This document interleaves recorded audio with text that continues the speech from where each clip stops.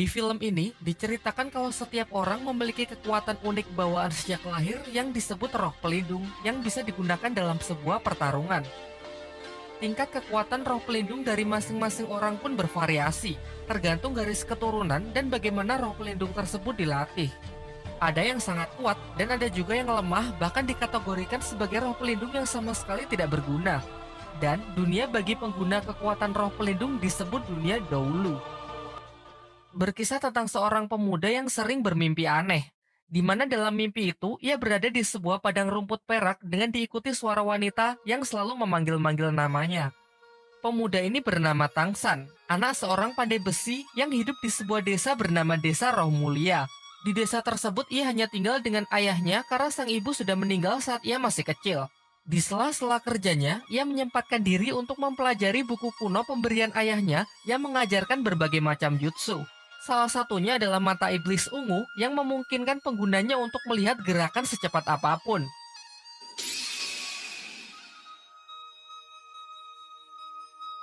Diceritakan suatu ketika dalam perjalanan pulang, Tangsan bertemu dengan siluman laba-laba yang hendak memangsanya. Awalnya Tangsan lari ketakutan hingga ia memutuskan menggunakan kekuatan yang ia pelajari dari buku ayahnya dan berhasil membutakan siluman laba-laba tersebut. Namun sayangnya itu saja masih belum cukup karena penciuman dari siluman laba-laba itu sangatlah tajam. Beruntung seorang pria misterius datang dengan kekuatannya, ia berhasil mengusir siluman itu.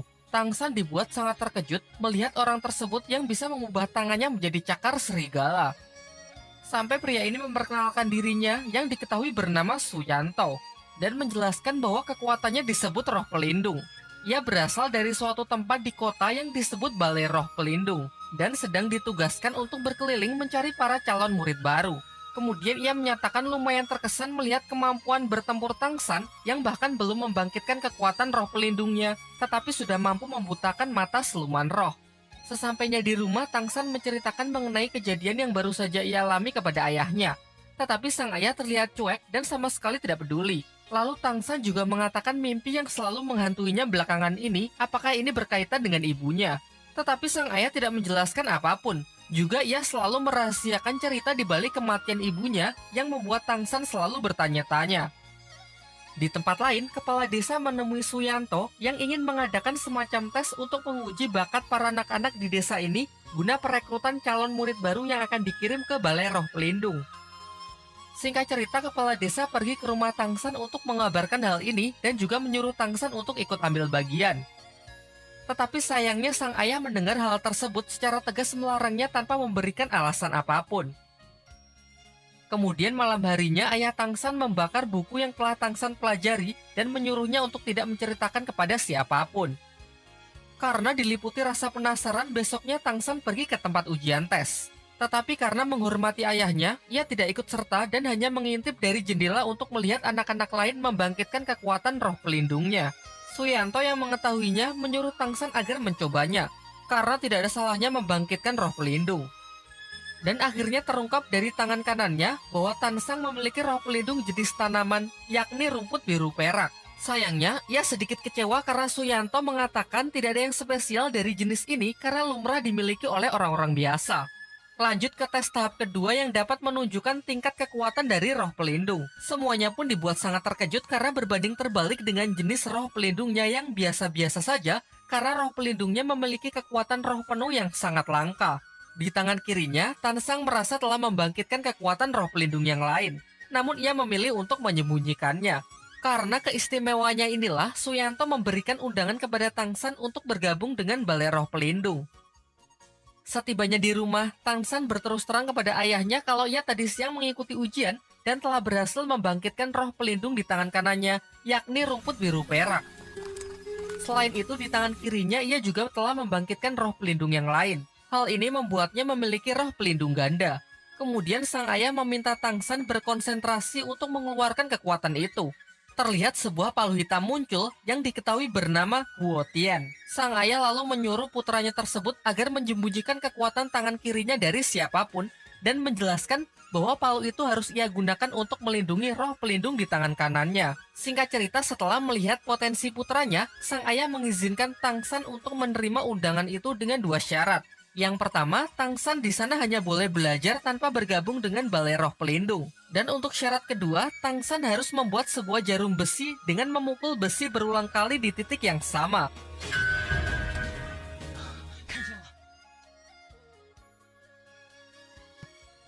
Singkat cerita, dengan kerja kerasnya menempa besi itu berhari-hari, Tangsan berhasil membuat jarum besi tersebut. Dan akhirnya dengan ditemani kepala desa, ia pun berangkat memenuhi undangan tersebut ke kota Naoding. Sebelum berangkat, sang ayah juga menjanjikan kalau Tangsan berhasil menjadi seorang master roh terkuat, ia akan menceritakan mengenai ibunya. Singkat cerita, sampailah ia di Akademi Balai Roh Pelindung. Di depan pintu, ia bertemu dengan Master Xiao, seorang petugas di tempat tersebut. Tangsan lalu menunjukkan kekuatan roh pelindungnya, yaitu rumput biru perak, namun Master Xiao terlihat kurang tertarik. Di sana ia juga bertemu dengan siswa lain yang diketahui anak wali kota di kota tersebut, dan asistennya yang juga menjadi siswa di akademi ini. Sempat terjadi pertikaian di antara mereka karena anak wali kota ini benar-benar sombong. Tangsan lalu menceritakan kalau ia menerima undangan dari Suyanto karena memiliki kekuatan roh penuh yang sangat spesial. Mendengar hal itu, Master Xiao mengejarnya dan mulai menunjukkan ketertarikannya dengan Tangsan. Ia kemudian menyuruh Tangsan untuk menunjukkan tangan kirinya karena berdasarkan penelitiannya ia berteori kalau pemilik jenis roh pelindung rumput biru perak memiliki roh pelindung ganda. Tetapi Tangsan langsung menyangkalnya dengan mengatakan kalau ia hanya memiliki satu jenis roh pelindung. Kemudian Master Xiao berbaik hati mengantar Tangsan menuju asramanya. Di perjalanan, ia menceritakan bahwa diharuskan bagi siswa baru untuk membunuh kelinci demi melatih keberanian membunuh. Karena untuk menjadi seorang master roh nantinya akan membunuh roh siluman demi mendapatkan cincin roh yang berguna meningkatkan kekuatannya. Tetapi Tangsan yang tidak setuju dengan hal itu pergi untuk membebaskan kelinci-kelinci itu. Menurutnya membunuh tanpa alasan yang jelas adalah bentuk penyiksaan. Kekuatan sejati bukan untuk membunuh, melainkan untuk melindungi. Ia menentang anak wali kota yang membuat hubungan mereka semakin memanas. Terlihat dari kejauhan seorang gadis bernama Xiaowu juga merupakan siswa baru, mengamati mereka dan cukup terkesan dengan sikap baik hati Tangsan. Setibanya di asrama, Tangsan bertemu dengan siswa baru yang bernama Waseng yang memiliki kekuatan roh pelindung harimau. Ia mengklaim kalau dirinya adalah yang terkuat sehingga ia sangat layak menjadi ketua asrama. Tak lama setelah itu, Xiaowu datang dan mengatakan bahwa ia juga akan tinggal di asrama tersebut dan akan tidur di sebelah Tangsan. Namun selaku ketua asrama, Waseng menolak hal itu. Sampai akhirnya Xiaowu menantangnya bertarung untuk memutuskan siapa yang akan menjadi ketua. Semuanya pun dibuat sangat tercengang karena bahkan tanpa kekuatan roh pelindungnya, Xiaowu bisa menang telak.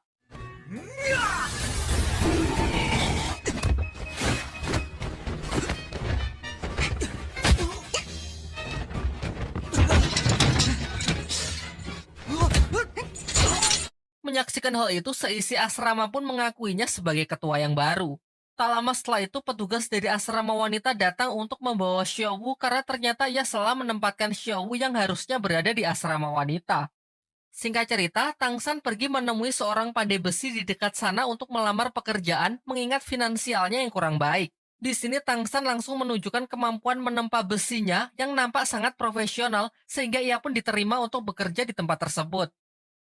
Malam harinya sepulang kerja, Tansang kembali ke asrama untuk beristirahat. Namun tiba-tiba, Xiaowu yang menyelinap datang dan tidur di sebelahnya. Tangsan yang terlihat kelelahan karena sudah bekerja seharian mengabaikan hal tersebut dan hanya menganggapnya sebagai mimpi belaka. Baru di pagi harinya, semuanya pun dibuat sangat heboh karena hal itu ternyata benar-benar nyata. Sementara itu, anak wali kota yang masih penasaran dengan Xiaowu pergi menemuinya untuk mengajak makan bersama. Namun Xiaowu menolak ajakan tersebut dan memilih untuk pergi bersama Tangsan. Hal ini membuat si anak wali kota tersinggung dan mulai menaruh kebencian kepada Tangsan. Setelah jam makan siang, kelas pertama pun dimulai. Anak wali kota yang angkuh menantang Tangsan untuk sparring sekaligus melampiaskan amarahnya sebelumnya. 我会考虑手下留情。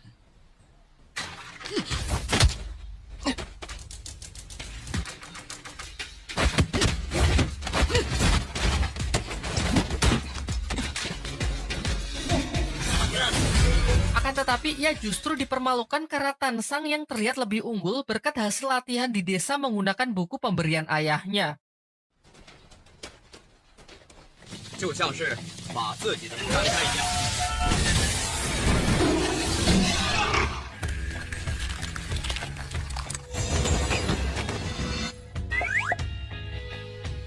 Pelajaran selanjutnya, anak Pak Wali Kota yang tak bisa menerima kekalahan kembali menyerang Tang San.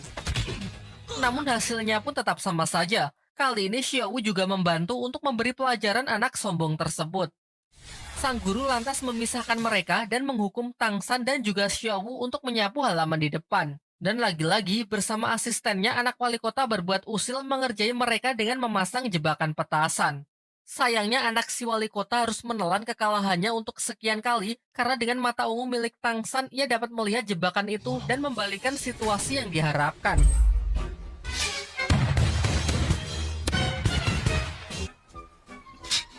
Kembali ke dalam kelas, semua siswa menunjukkan kekuatan roh pelindungnya masing-masing.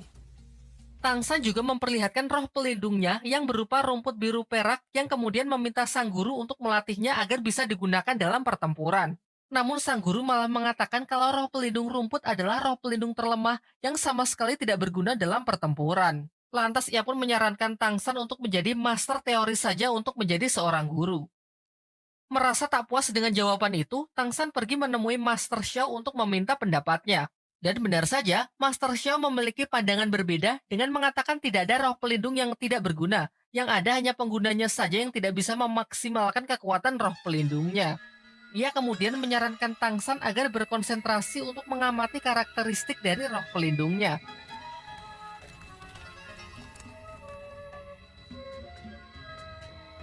Singkatnya, dengan bantuan Xiao Wu yang tanpa ia sengaja, Tang San berhasil memahami karakteristik yang dimaksud. Lantas ia pun segera mengabarkan apa yang telah ia temukan ke Master Xiao. Setelah itu, Master Xiao membimbing Tang San untuk mengeluarkan perwujudan dari roh pelindung rumputnya, juga menyarankan agar menjadi Master Roh tipe pengontrol. Hal ini karena roh pelindung milik Tang San berupa benda hidup yang sangat fleksibel. Ternyata saran dari Master Xiao cukup berguna. Tang San pun berhasil mengembangkan rumput kecilnya menjadi sebuah tali akar pohon meskipun ia belum bisa mengontrolnya sama sekali.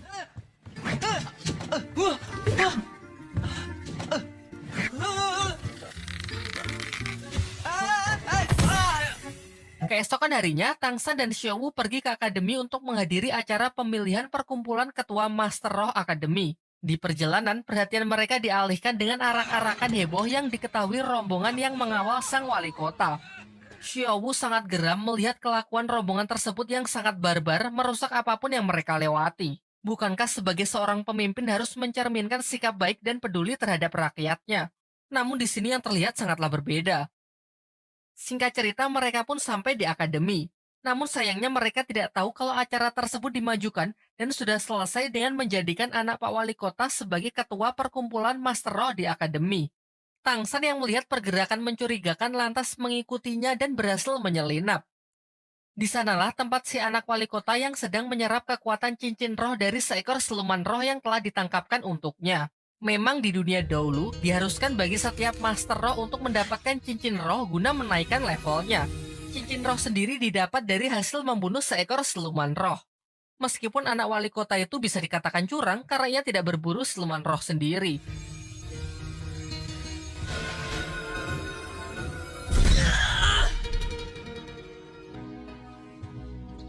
Malam harinya, Tang San menemui Master Xiao agar membantunya berburu cincin roh pelindung yang cocok untuknya. Singkatnya, Master Xiao bersedia untuk membantu. Ia kemudian mengeluarkan roh pelindungnya yang ia panggil Lao Shipao yang berwujud anjing berhidung babi untuk ditukarkan dengan tiket masuk hutan berburu. Diketahui bahwa hutan berburu merupakan tempat tinggal dari banyak siluman roh. Di perjalanan, Master Xiao mengatakan kalau transaksi ini hanyalah sebuah trik, karena roh pelindungnya pasti akan kembali tak peduli dimanapun ia ditinggalkan. Singkat ceritanya lagi, mereka pun diperbolehkan masuk setelah menunjukkan tiket mereka kepada para petugas yang berjaga di depan gerbang. Terlihat juga Tang San membawa gerobak berisi banyak lobak yang Master Xiao katakan akan berguna di dalam hutan. Di waktu yang bersamaan, anak wali kota datang ke asrama untuk mencari Tang San berniat menantangnya. Namun Tang San tidak ada di sana, dan ia mendapatkan informasi kalau Tang San sedang berada di hutan berburu untuk mencari siluman roh. Bersama asistennya ia pun bergegas menyusulnya. Kembali ke hutan berburu, saat sedang beristirahat, mereka sudah disambut oleh serangan siluman roh yang berwujud serigala hitam. Master Xiao lalu membunuhnya dan menjelaskan bahwa warna dari setiap cincin roh menunjukkan usia dari siluman roh tersebut. di mana umur puluhan tahun berwarna putih, ratusan tahun berwarna kuning, ribuan tahun berwarna ungu, puluhan ribu tahun berwarna hitam, dan ratusan ribu tahun berwarna merah. Semakin tua usia siluman roh, maka semakin kuat pula kekuatan dari roh cincin pelindungnya. Namun ada batasan tertentu seseorang bisa menyerap kekuatan dari cincin roh. Maksudnya, jika seseorang menyerap cincin roh di luar batas kemampuan tubuhnya, maka tubuhnya akan hancur.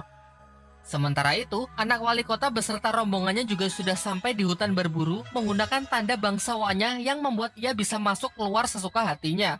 Kembali ke hutan berburu, saat sedang beristirahat, mereka dikejutkan dengan kemunculan Xiao Wu yang sedari awal bersembunyi di gerobak Tang San. Di tengah obrolan mereka, serigala hitam yang sebelumnya dikalahkan kembali datang dengan jumlah yang cukup banyak untuk menyerang mereka. Xiao Wu pun kemudian mengajak Tang San lari dan sengaja berpisah dengan Master Xiao karena ia curiga kalau Master Xiao hanya memanfaatkan Tang San sebagai bahan penelitiannya tentang teori cincin roh. Sementara itu, anak wali kota beserta rombongannya juga sudah sampai di hutan berburu. Di sana ia pun berhasil menemukan Tang San dan Xiao Wu yang sudah terpisah dari Master Xiao. Si anak wali kota yang sangat membenci Tang San karena selalu mempermalukannya di depan umum mengancam akan membunuhnya. Namun ia memberinya pilihan. Jika Tang San menyerahkan Xiao Wu dan bersedia menjadi bawahannya, maka ia akan memaafkannya dan melupakan semua yang telah terjadi. Pilihan Tan Sang pun sudah jelas, ia pun melakukan perlawanan meskipun kalah dari segi jumlah. Tiba-tiba di tengah kericuhan mereka, Lao Xingpao, roh pelindung milik Master Xiao muncul dari semak-semak yang diikuti roh siluman ular yang diperkirakan berusia ratusan tahun.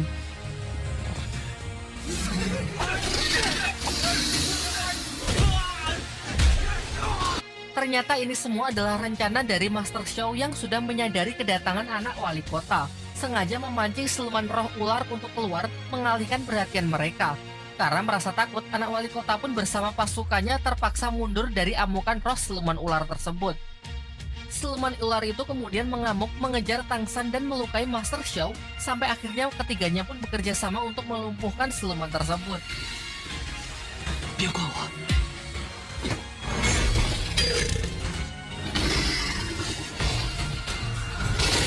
紫极魔头！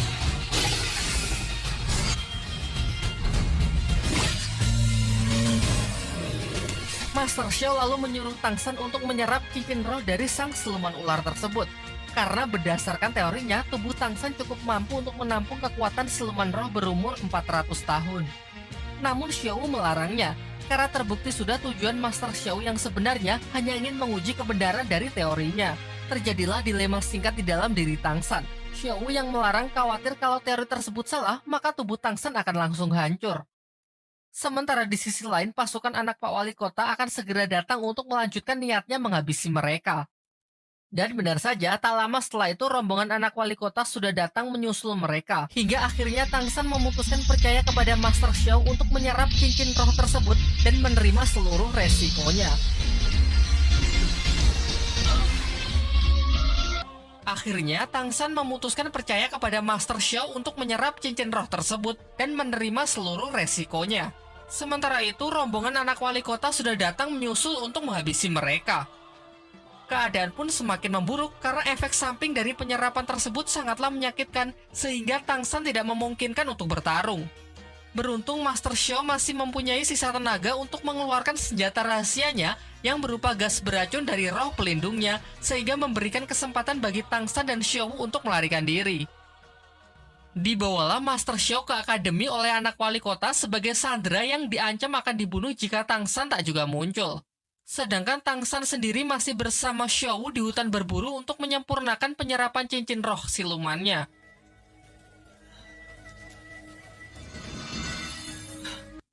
Singkatnya, setelah melewati masa kritis, ia pun berhasil mengkombinasikan kekuatan cincin roh siluman ular dengan roh pelindung rumput peraknya yang menghasilkan kemampuan tali akar beracun. Sementara tanpa sepengetahuan dari Tang San, Xiao Wu juga berhasil mendapatkan cincin roh silumannya dari segerombolan serigala hitam yang berhasil ia jinakan. Setelah kembali ke akademi, Tang San mendapatkan informasi dari Hua Sheng kalau anak Pak Wali Kota menyekap Master Xiao di belakang gedung akademi. Tanpa pikir panjang, ia pun bersama Xiao Wu segera pergi untuk menyelamatkannya.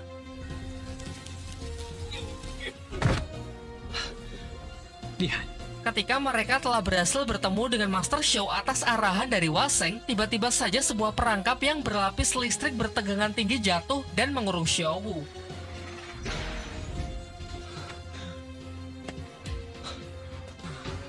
没事，待完就好了。 别发笼子，小五！ Ternyata ini adalah sebuah perangkap yang sudah disiapkan oleh anak si wali kota. Ia sengaja menyuruh Waseng untuk buka mulut memancing Tansan dan Xiao Wu supaya masuk ke ruangan ini. Walaupun Waseng juga terpaksa melakukan hal tersebut karena si anak wali kota telah mengancam akan membunuh keluarganya. Di sini kemudian anak wali kota mengatakan bersedia membebaskan Xiao Wu asalkan Tangsan memenuhi dua syaratnya. Pertama, memperkenalkannya kepada Suyanto, Master Roh yang merekomendasikan Tangsan kemarin. Dan syarat kedua, Tangsan harus bersedia menjadi bawahannya untuk selamanya. Namun Tangsan dengan tegas menolak dan lebih memilih untuk membebaskan Xiao Wu dengan caranya sendiri. 你在干什么？ Ternyata ia nekat menghancurkan kurungan listrik tersebut menggunakan roh pelindung rumputnya. Meskipun dikatakan mustahil, nyatanya ia berhasil membukanya.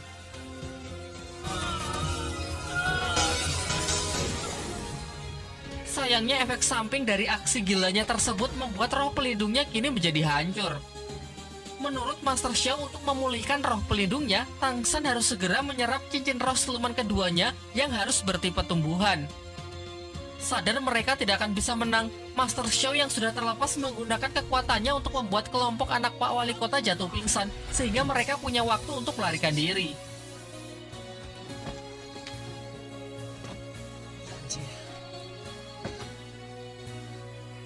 Tak lama setelah itu, efek gas tersebut perlahan mulai hilang, dan Wasenglah yang pertama kali tersadar. Dirinya yang telah dibutakan dengan dendam dan kebencian menggunakan kesempatan ini untuk membunuh anak wali kota demi memastikan keluarganya akan tetap aman. Saat bala bantuan sudah datang, tidak ada satupun saksi mata yang melihat pembunuh dari anak wali kota. Asistennya yang baru tersadar menduga kuat kalau Tangsanlah pelakunya. Sementara itu, Tangsan, Xiao Wu, dan Master Xiao pergi ke desanya Tangsan untuk mencari tempat yang aman. Di sana mereka bertemu dengan ayahnya Tangsan yang ternyata diam-diam selalu mengikuti mereka sehingga ia tahu kronologi yang sebenarnya. Lantas ia segera menyuruh Xiao Wu dan putranya tersebut untuk segera melarikan diri karena ia tahu bahwa pemerintah tidak akan mengampuni mereka. Tangsan dan Xiao Wu kemudian bertemu dengan kepala desa. Sang kepala desa memberitahukan kalau mereka kini sedang diburu oleh pihak pemerintah karena dituduh telah membunuh anak wali kota. Tangsan yang merasa tak bersalah memutuskan untuk menyerahkan dirinya agar masalah ini cepat selesai. Namun utusan dari wali kota mengatakan kalau nyawa 2 orang saja belum cukup untuk membayar kematian dari si anak wali kota. Lantas ia ingin membunuh seluruh keluarga Tangsan beserta penduduk desa ini. 这事跟我爸没关系。大少， Dari sini terungkap juga identitas ayah Tangsan yang sebenarnya, orang yang sangat berpengaruh di dunia dahulu. Namun karena suatu alasan ia memilih untuk mengasingkan diri dan memutuskan membesarkan putranya di desa terpencil ini. Sementara itu, ayah Tangsan yang tahu kalau roh pelindung putranya sudah hancur, membuka sebuah segel di bawah rumah yang di sana tersimpan siluman roh bertipe tumbuhan peninggalan dari ibu Tangsan. Kemudian ia mempercayakan masalah ini kepada Master Xiao, sedangkan dirinya sendiri akan pergi ke kota untuk menyelesaikan akar dari permasalahan. Selepas itu, Master Xiao segera kembali untuk membangkitkan roh siluman rotan yang tadi sudah dibuka segelnya oleh ayah Tangsan. Ia berencana memanfaatkan amukan dari siluman tersebut untuk mengalihkan perhatian dari pasukan utusan wali kota.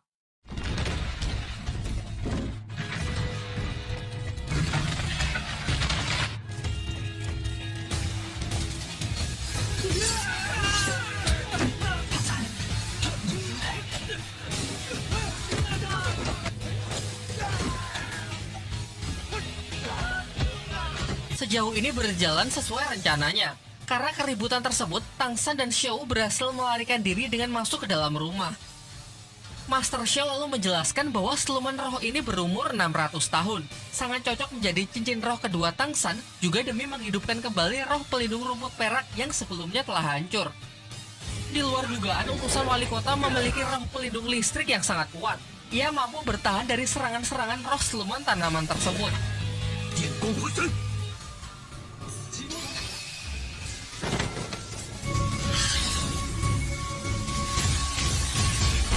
Setelah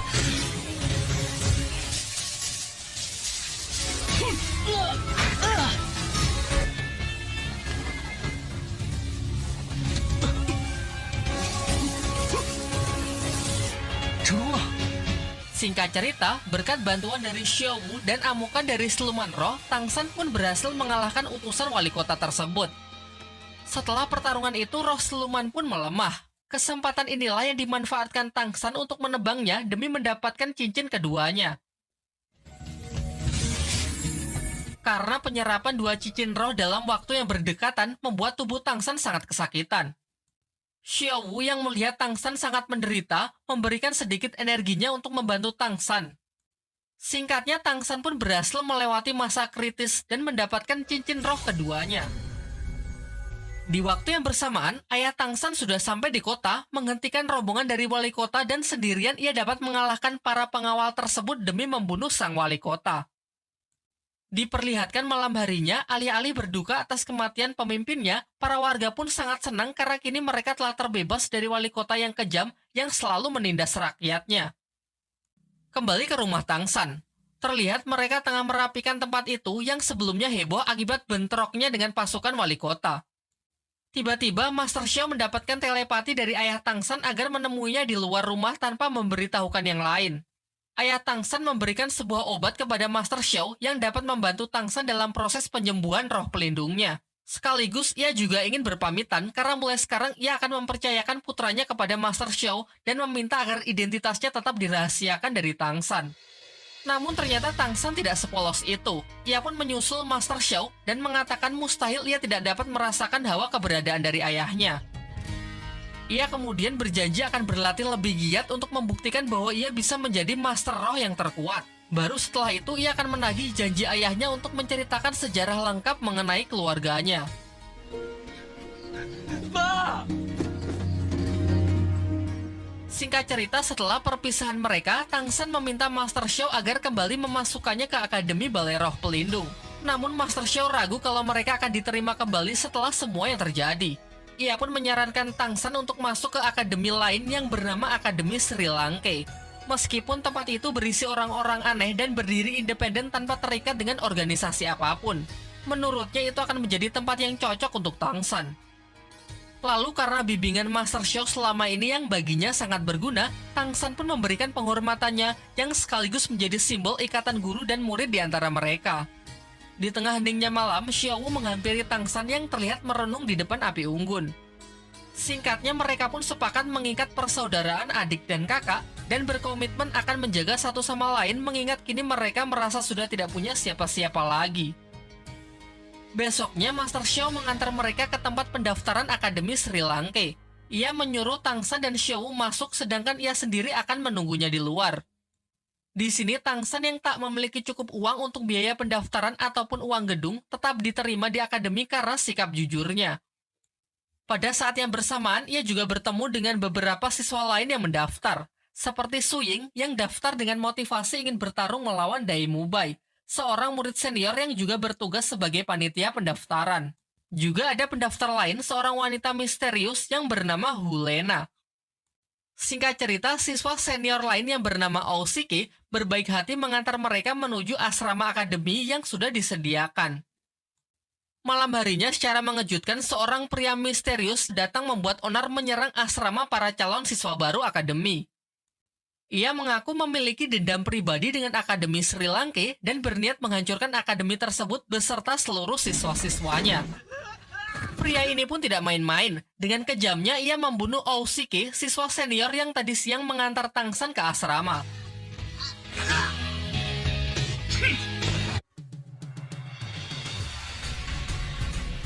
Menyaksikan hal itu, Tang San jelas tak tinggal diam. Bersama Xiao Wu dan murid baru lain yang bernama Su Ying pun melakukan serangan kombinasi untuk berusaha melumpuhkan pria tersebut. Sayangnya pria ini sangatlah kuat. Tak ada serangan mereka yang sanggup melukainya karena nampak mereka yang berada di level yang berbeda. Dari kejauhan, murid baru lain yang bernama Hulena cuma mengamati pertarungan mereka tanpa ingin terlibat sama sekali.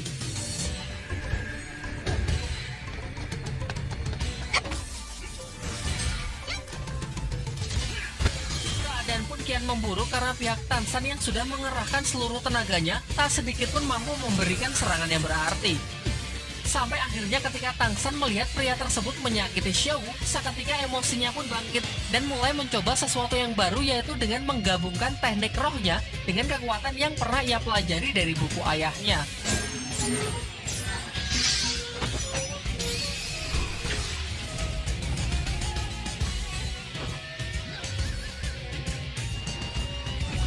Karena semakin terdesak, ia juga memutuskan untuk menggunakan kekuatan yang selama ini ia sembunyikan, yaitu roh pelindung di tangan kiri, palu hitam Guotian.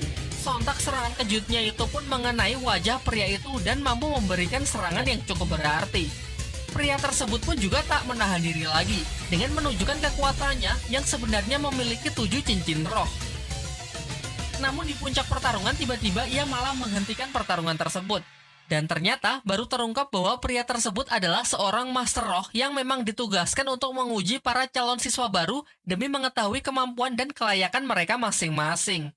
Dai Mubai, siswa senior yang menghampiri mereka, memberikan tanggapan yang kurang baik kepada Tang San. Karena dalam pertarungan tersebut ia menggunakan teknik yang menurutnya sangat aneh. Akan tetapi sang penguji berpendapat lain. Ia pun memberikan penilaian positifnya untuk para calon siswa baru yang sudah berusaha keras dengan mengatakan bahwa mereka layak menjadi seorang master roh di masa depan. Terlebih lagi justru Tang San lah yang banyak memberikan ia kejutan. Terlihat Dai Mubai ini memang sedikit angkuh, merasa paling kuat karena telah memiliki 3 cincin roh. Singkat cerita, mereka pun dinyatakan lulus dan resmi menjadi siswa di Akademi Sri Lanka, termasuk Lena yang padahal sama sekali tidak terlibat dalam pertarungan tersebut. Keesokan harinya, semua murid dibawa ke sebuah desa kecil yang dikatakan sebagai tempat belajar mengajar di Akademi Sri Lanka. Mereka tidak memiliki gedung layaknya Akademi Balai Roh Pelindung karena telah menyatakan sebagai lembaga independen yang berakibat buruk pada finansialnya. Di sini si kepala akademi curiga dengan Lena yang memiliki aura berbeda dari anak lainnya. Ia pun lantas mengajaknya ke sebuah ruangan untuk bicara empat mata. Dan benar saja, ternyata Hulena adalah orang dari Balai Roh Pelindung.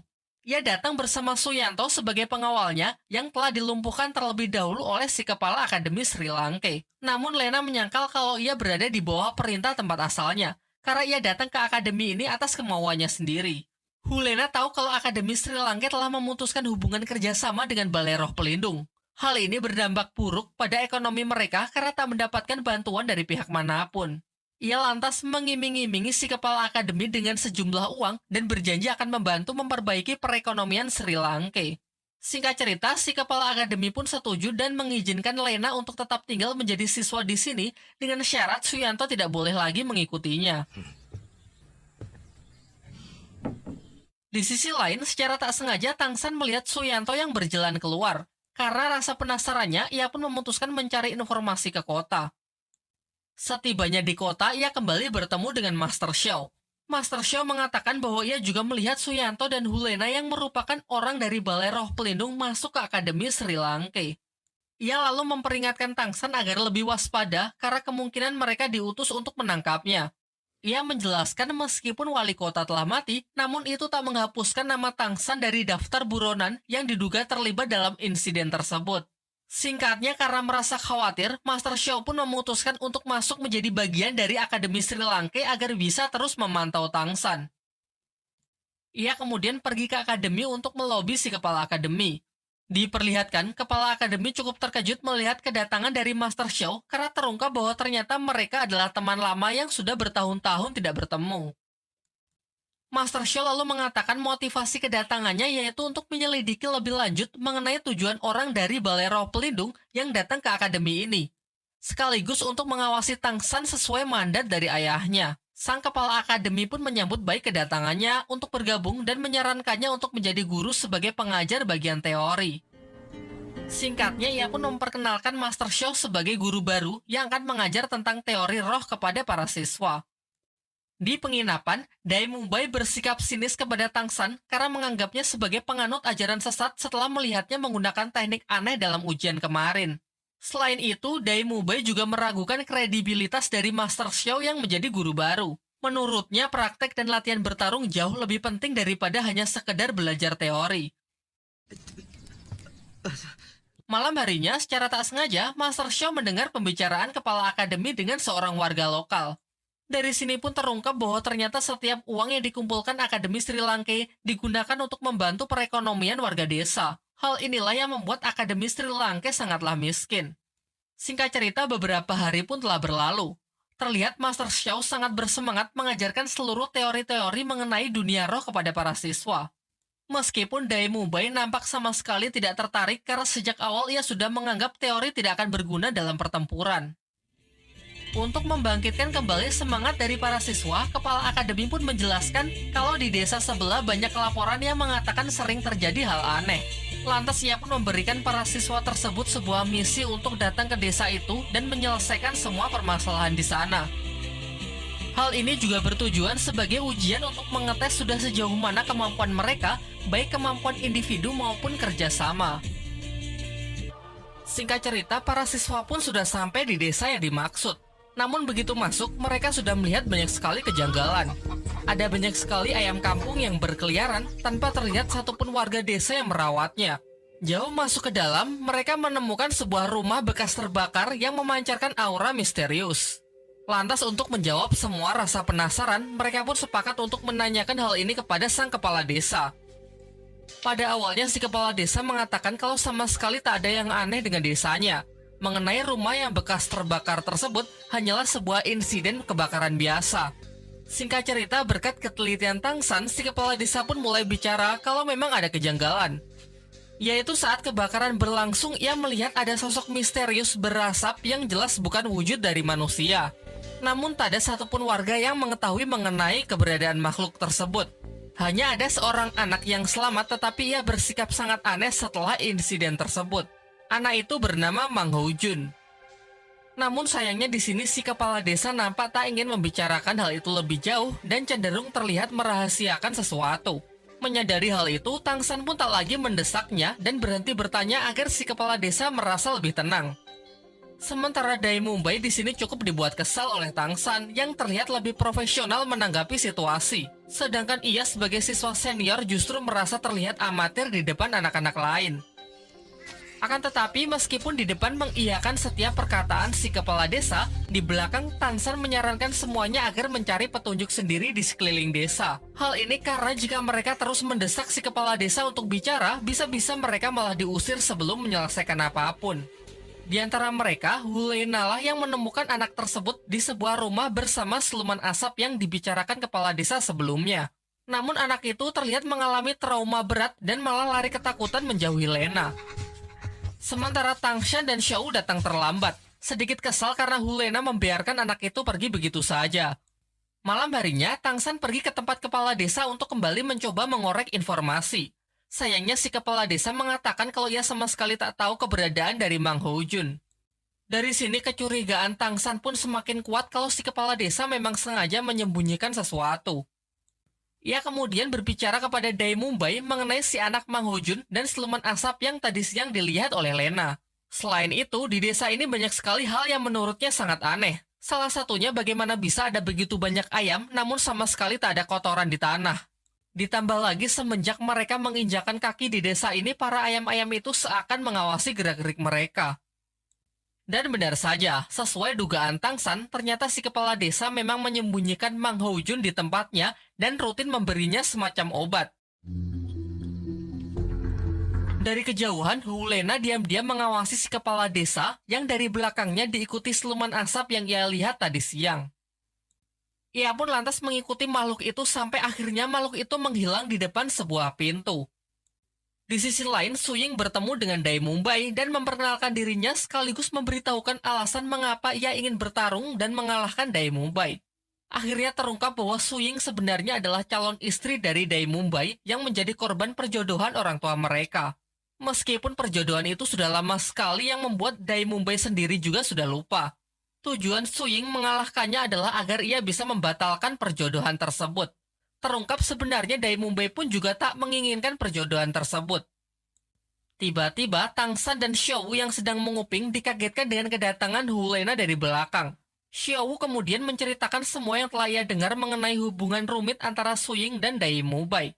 Hulena yang sejak awal tertarik dengan Dai Mubai menjadi semakin penasaran. Ia pun kemudian mendekatinya dan mengatakan mengenai rumah yang ia temukan sebelumnya dan bersedia mengantarkan Dai Mumbai ke sana asalkan Dai Mumbai mau menceritakan mengenai perjodohannya. Singkat cerita, mereka berdua pun berangkat diikuti oleh Tang San dan Xiao yang dari tadi sudah menguping pembicaraan mereka. Ternyata di balik pintu itu terdapat sebuah dimensi lain yang menyerupai desa ini. Sepertinya tempat ini memang sengaja diciptakan oleh si siluman asap. Namun belum jauh berjalan, mereka langsung diserang oleh si siluman asap. Di luar dugaan, siluman itu sangatlah kuat. Bahkan Lena dan Dai Mumbai pun sama sekali tak punya kesempatan untuk mengalahkannya.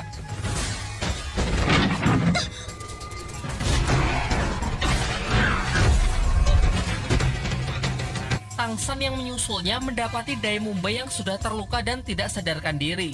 Lantas ia pun segera membawa Dai Mumbai keluar dari dimensi tersebut untuk kembali ke desa.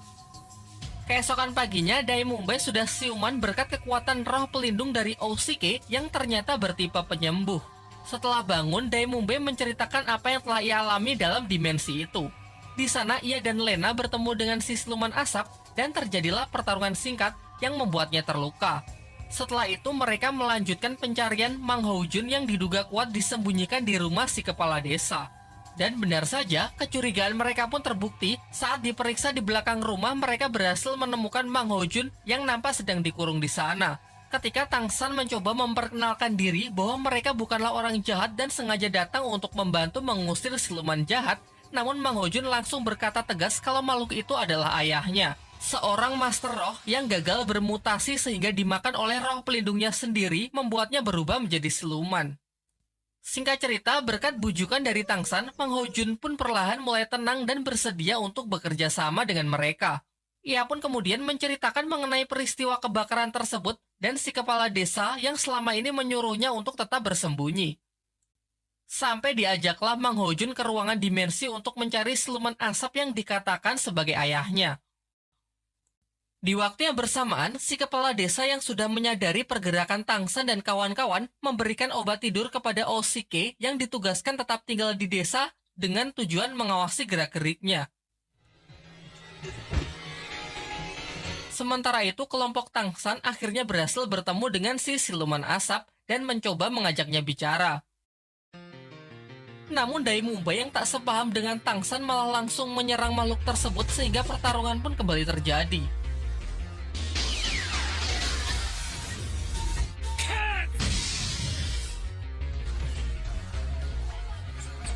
Tak ada pilihan lain, Tang San pun juga ikut dalam pertarungan itu.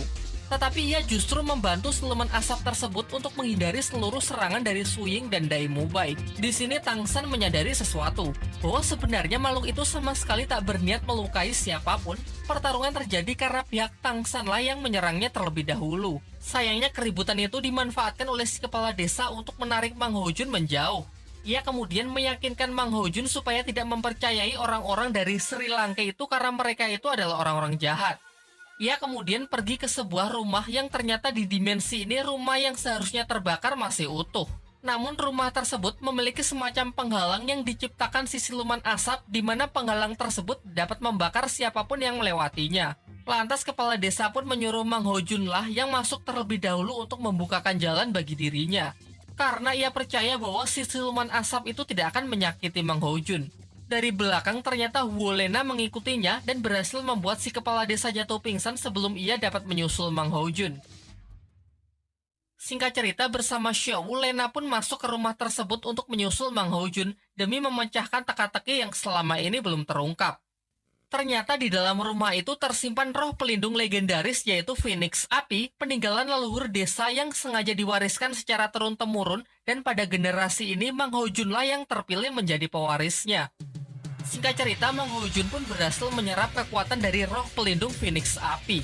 Namun sayangnya karena pengaruh ucapan dari si kepala desa sebelumnya yang mengatakan orang-orang dari Sri Lanka berniat jahat, dengan brutal ia pun menyerang mereka.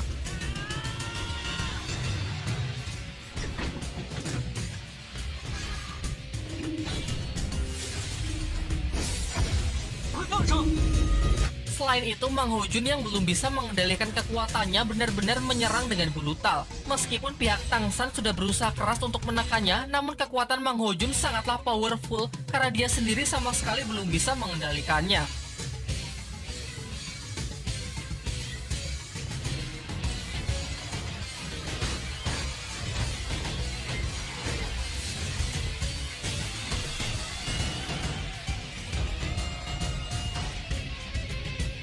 Beruntung di tengah pertarungan itu, si siluman api yang terungkap adalah ayah Mang Hojun merasuki tubuh putranya tersebut demi membantunya mengontrol kekuatan Phoenix Api. Ia juga berusaha meyakinkannya bahwa sebenarnya kepala desa lah yang jahat karena obat yang selalu diberikan kepada putranya itu adalah ramuan yang mempercepat mutasi roh pelindung.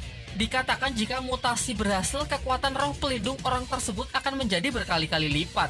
Namun bukannya tanpa resiko. Karena jika orang yang meminumnya tak cukup kuat, maka tak hanya mutasinya gagal, tetapi orang tersebut akan dimakan oleh roh pelindungnya sendiri dan berubah menjadi siluman roh untuk selama-lamanya. Hal inilah yang terjadi kepada ayah Mang Hojun. Berkat bantuan dari ayahnya, sejenak Mang Hojun pun bisa lebih tenang. Namun emosinya yang masih belum stabil membuatnya mengamuk sekali lagi.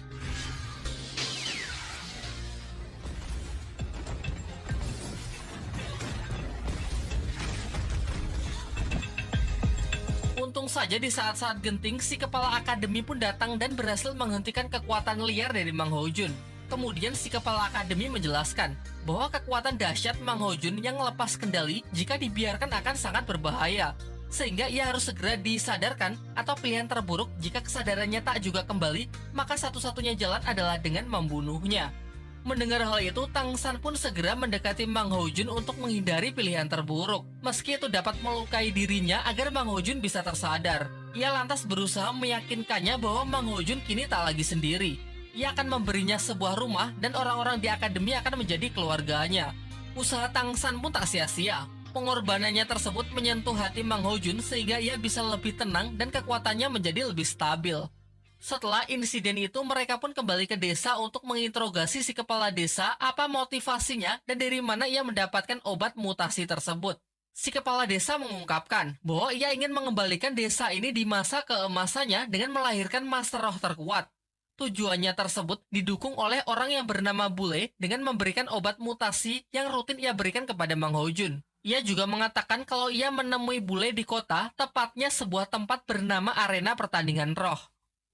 Singkat cerita, Mang Hojun pun percaya kepada Tang San, bersedia ikut bersama mereka untuk memulai hidup baru dan tinggal di Akademi Sri Lanka sebagai siswa baru. Beberapa hari pun telah berlalu. Suatu pagi, akademi mereka didatangi oleh seorang wanita yang berasal dari klan Cahaya Kibau, merupakan salah satu klan terkuat di dunia dahulu. Diketahui wanita tersebut bernama Ning Rongrong. Namun pertemuan mereka dikacaukan oleh Mang Hojun yang kembali kambuh dengan roh pelindung Phoenix-nya yang lepas kendali. Melihat hal itu, Dai Mumbai pun segera beraksi untuk menghentikan amukan kekuatan api tersebut.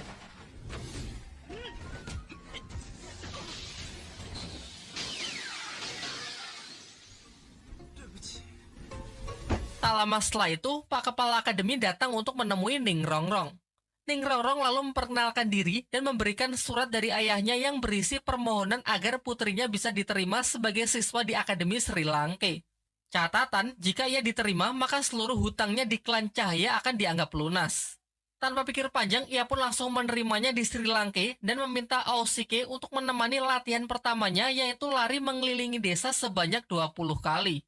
Namun baru dapat satu putaran, Rongrong pun sudah kelelahan dan menyuruh Aosike untuk melanjutkannya sendiri. Sementara ia akan melepas penat dengan jalan-jalan di kota. Di malam harinya, Pak Kepala Akademi mengumpulkan semua siswa untuk memberikan pelajaran pertama kepada Rongrong. Ia lalu menegurnya bahwa hari pertama saja Rongrong sudah berani membangkang dari tugas lari yang ia berikan. Nampaknya Rongrong ini adalah gadis yang sangat dimanjakan selama tinggal bersama klannya. Si kepala akademi pun kemudian bertindak tegas kepada Rongrong agar ia menunjukkan kelayakannya menjadi murid di akademi ini. Karena semua siswa di sini memiliki kemampuan. Ia mengancam jika Rongrong tak juga bisa didisiplinkan, maka segera kemasi saja barang-barangnya lalu tinggalkan Akademi Sri Lanka.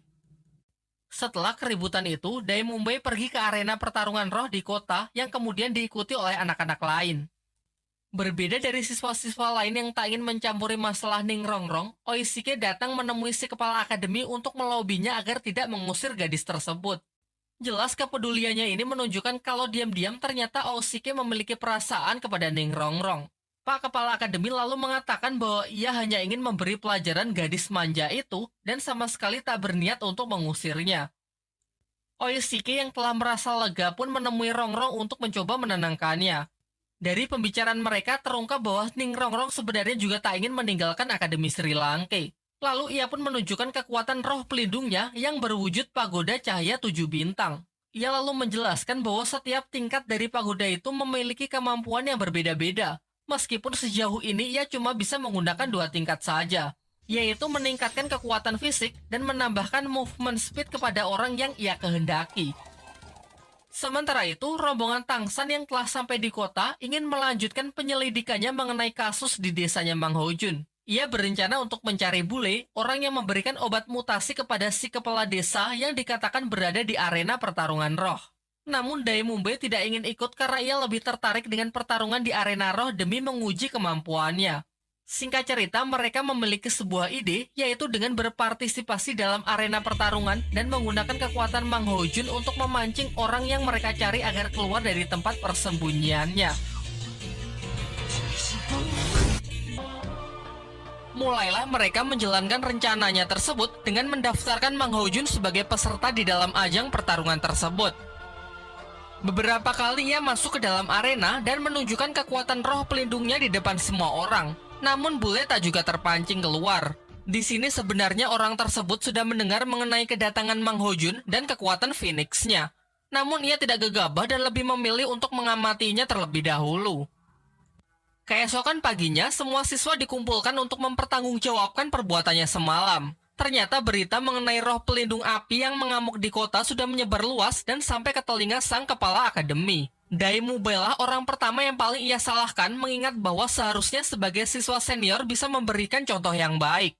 Sementara Mang Hojun yang semalam mengamuk memperkenankan untuk bersedia dikeluarkan dari Akademi Sri Lanka. Namun Pak Kepala Akademi tak mensetujuinya dengan alasan bahwa Mang Hojun belum melunasi biaya pendaftaran. Di sisi lain, Master Xiao memiliki pendapat lain. Menurutnya ide Tangsan untuk menggunakan Mang Hojun sebagai umpan demi mengungkapkan lebih jauh mengenai kasus obat mutasi roh bukanlah ide yang buruk. Ia pun menyarankan agar misi ini dilanjutkan sampai tuntas dengan syarat mereka dilarang bertindak gegabah dan harus segera melapor ke akademi jika telah menemukan orang yang bernama Bule. Demi untuk melanjutkan misi tersebut, Mang Hojun dilatih untuk mengendalikan kekuatan roh pelindungnya agar insiden amukannya di kota tak terulang kembali. Singkat cerita, berkat saran-saran yang diberikan oleh Master Xiao, Mang Hojun pun menunjukkan peningkatan yang lumayan melalui pengontrolan emosi yang baik. Ia bisa mulai membatasi seberapa besar ia ingin mengeluarkan kekuatannya. Diperlihatkan juga, Dai Mumbai mulai bersimpati kepada Master Xiao mengenai pembelajaran tentang teori seputar dunia roh yang ternyata memang ada gunanya. Sementara itu, Oishike yang tengah mabuk asmara mondar-mandir membawakan makanan dan melayani si gadis manja, Ning Rongrong. Rongrong yang merasa risih mendengar keributan akhirnya keluar menghampiri Mang Hojun yang tengah berlatih keras untuk mengendalikan kekuatan Phoenix-nya.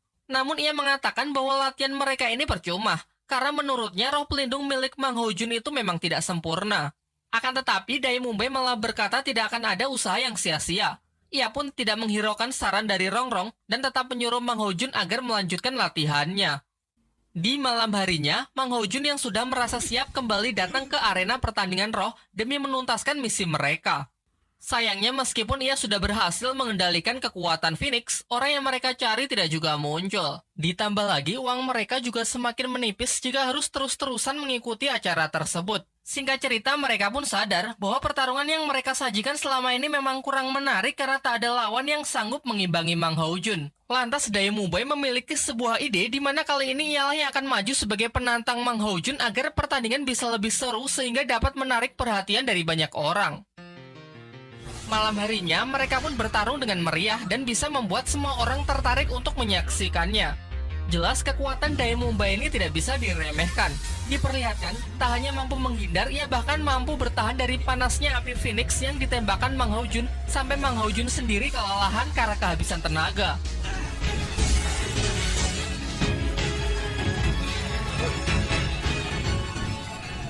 Di jajaran para penonton terlihat bule yang juga sangat terkesan menyaksikan pertarungan mereka. Namun di sini ia justru tertarik dengan Xiao dan memerintahkan para anak buahnya untuk menculik gadis tersebut seusai pertarungan.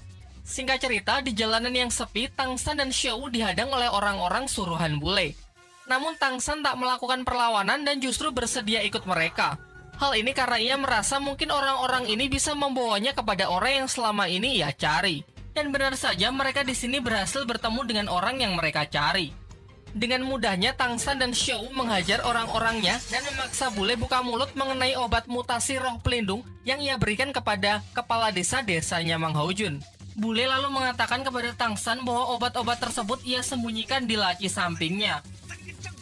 Namun sayangnya ini adalah jebakan. Begitu laci itu dibuka, ternyata isinya adalah gas beracun yang dalam sekejap gas itu pun menyebar dan mengenai Xiao. Kemudian bule mengatakan kalau ia akan memberitahukan di mana Tang San bisa mendapatkan obat penawar racunnya asalkan Tang San membiarkannya tetap hidup. Ia menjelaskan bahwa obat penawar itu ada pada seseorang yang bisa ia temui di sebuah desa bernama Desa Pertarungan Bintang dengan menunjukkan surat darinya. Pagi harinya kembali ke akademi, Tang San menceritakan semuanya kepada kepala akademi mengenai pertemuannya dengan bule, gas yang meracuni Xiao, serta di mana ia bisa mendapatkan obat penawarnya. Singkat cerita, semua siswa pun dikumpulkan untuk berangkat ke hutan Pertarungan Bintang. Namun ia tak menyampaikan tujuan sebenarnya dan mengatakan bahwa ini adalah misi untuk membantu Oishike mendapatkan cincin roh ketiganya. Pendek cerita, Tang San, Xiao, dan Master Xiao pergi terlebih dahulu ke Desa Pertarungan Bintang. Diperlihatkan situasi di sana sangatlah mencekam dengan diselimuti kabut di mana-mana yang membuat tempat tersebut semakin terkesan mengerikan. Belum jauh masuk ke dalam desa, mereka sudah dihadang oleh kelompok bandit yang ingin merampok mereka.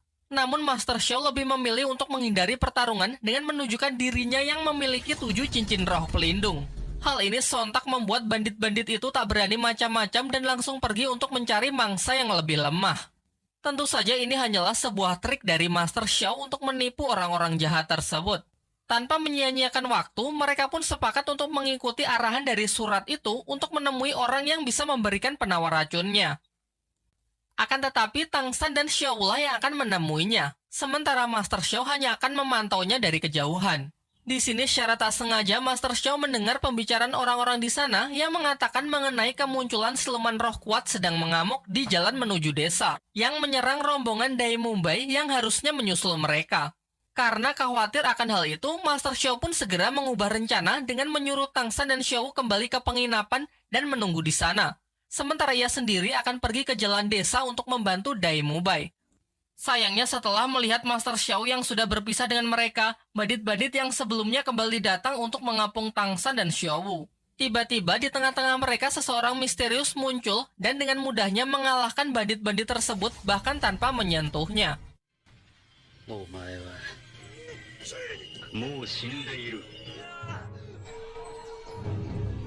Ternyata pria inilah yang selama ini Tang San tunggu-tunggu.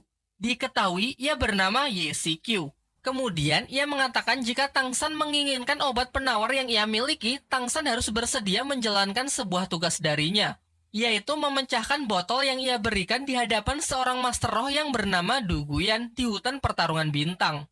Dan setelah menyampaikan ciri-ciri dari orang yang dimaksud, pria tersebut pun langsung pergi tanpa memberitahukan apa yang ada di dalam botol tersebut.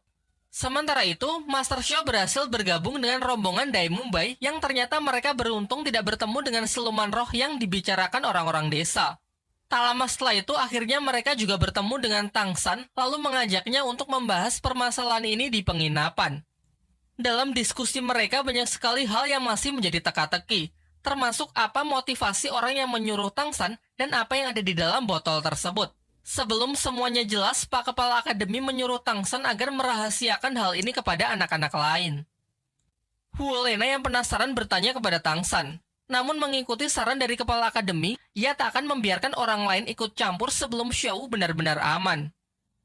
Di malam harinya, berdasarkan penelitian dari Master Xiao, terungkap bahwa botol itu berisi racun yang kandungannya jauh lebih berbahaya dari racun di tubuh Xiao. Tugas ini sangatlah berbahaya, karena kemungkinan terburuk jika Tang San memecahkan botol itu, ia juga akan terpapar racun tersebut termasuk orang-orang di sekitarnya. Demi menghindari hal itu, ia pun berjanji jika diberi waktu 1 bulan, ia bisa membuatkan penawar untuk Xiao. Namun Tang San ragu jika Xiao mampu bertahan selama itu dengan racun yang menyebar di sekujur tubuhnya. Jika hal ini memang berbahaya, ia bersedia untuk pergi ke dalam hutan itu sendirian. Bagaimanapun juga dengan cara apapun, ia harus bisa menyelamatkan Xiao. Tetapi kesungguhan Tang San ini justru disindir oleh Master Xiao dengan mengatakan sebenarnya Tang San ingin menolong atau membunuh. Di tengah drama yang terjadi, Pak Kepala Akademi datang menyampaikan informasi baru bahwa orang yang bernama Duguyan malam ini masuk ke hutan pertarungan bintang untuk berburu roh siluman. Ditemani dua pengawalnya yang masing-masing memiliki 7 dan 8 cincin roh. Jelas akan sangat merepotkan jika harus berhadapan dengan mereka. Kemudian Pak Kepala Akademi menyampaikan pemikiran lain yang tak harus menukarkan nyawa, yaitu dengan menangkap Duguyan hidup-hidup untuk mengetahui kelemahan dari CQ lalu memaksanya memberikan obat penawar untuk Xiao. Dengan luasnya pengetahuan Master Xiao mengenai dunia roh, ia pun menyusun sebuah rencana untuk merealisasikan pemikiran dari Pak Kepala Akademi. Singkat cerita, besok mereka semua pun berangkat memasuki hutan pertarungan bintang dengan tujuan mencarikan roh siluman ketiga berumur 1000 tahun untuk Oishike demi tetap merahasiakan misi yang sebenarnya dari anak-anak lain. Di sini juga akhirnya diperlihatkan wujud roh pelindung dari Oishike yang mengubahnya menjadi seorang koki spesialis pembuat berbagai makanan unik. Salah satunya adalah sosis pemulih energi. 全力恢复大香肠。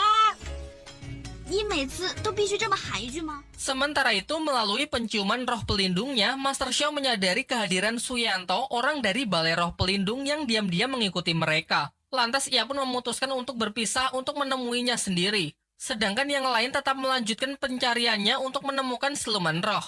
Singkatnya, dari atas mereka melihat siluman roh berwujud ular terbang yang dikatakan akan sangat cocok untuk Oishike. Lantas mereka pun saling bekerja sama untuk memburunya. Alhasil berkat kekompakan mereka, siluman tersebut berhasil ditangkap. Dan setelah menyerap cincin roh ketiganya, kini Oishike pun mendapatkan kemampuan baru, yaitu menciptakan buah kiwi yang bisa memberikan kemampuan terbang selama 15 menit kepada orang yang memakannya. Kini setelah mendapatkan apa yang diinginkan, tak ada lagi alasan untuk tetap berada di dalam hutan. Namun ketika mereka dalam perjalanan kembali ke penginapan, mereka dikejutkan dengan kemunculan siluman kera raksasa yang langsung menyerang mereka. Menurut legenda, kera raksasa adalah yang paling buruk dari sekian banyak jenis siluman roh di dunia dahulu. Bahkan dikatakan seorang master roh dengan 8 cincin sekalipun belum tentu bisa mengalahkannya.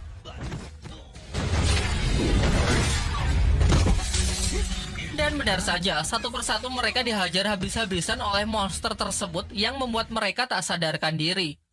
Di waktu yang bersamaan, Master Xiao berhasil menemukan Suyanto yang sedang berbicara dengan makhluk misterius.